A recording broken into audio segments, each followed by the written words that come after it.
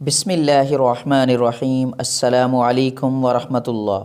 حضرت حفصہ رضی اللہ عنہا سے نکاح کرنے کے بعد حضور صلی اللہ علیہ وسلم نے خزیمہ کی بیٹی حضرت زینب رضی اللہ عنہا سے نکاح کیا۔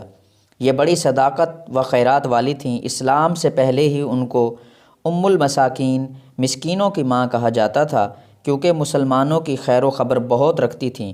ان کا پہلا نکاح حضرت عبداللہ بن جحش رضی اللہ عنہ سے ہوا تھا۔ جب وہ احد میں شہید ہو گئے تو حضور صلی اللہ علیہ وسلم نے ان سے نکاح کر لیا۔ ان کے پہلے شوہر کے بارے میں بعض علماء کے اور قول بھی ہیں۔ چنانچہ ابن القلبی رحمہ اللہ فرماتے ہیں کہ ان کے پہلے شوہر طفیل بن حارث رضی اللہ عنہ تھے۔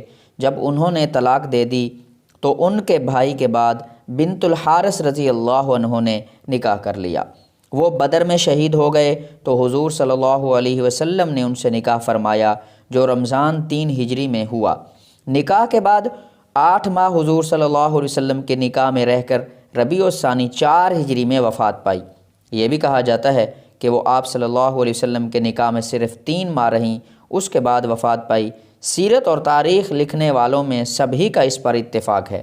حضرت زینب بنت خزیمہ رضی اللہ عنہا کی وفات حضور صلی اللہ علیہ وسلم کی زندگی ہی میں ہوئی، اور مدینہ منورہ میں سب سے پہلے آپ کی بیویوں میں سے انہی کی وفات ہوئی۔ واللہ اعلم بالصواب۔ ویڈیو کو ثواب کی نیت سے شیئر کر دیں۔ آپ سے گزارش ہے کہ اس چینل پر حضور صلی اللہ علیہ وسلم کی بیویوں کی ازواج مطہرات کی ویڈیوز اپلوڈ کی گئی ہیں اور کچھ کر دی جائیں گی۔ آپ سے گزارش ہے کہ تمام ویڈیوز کو دیکھ لیں، خاص کر خواتین ہیں۔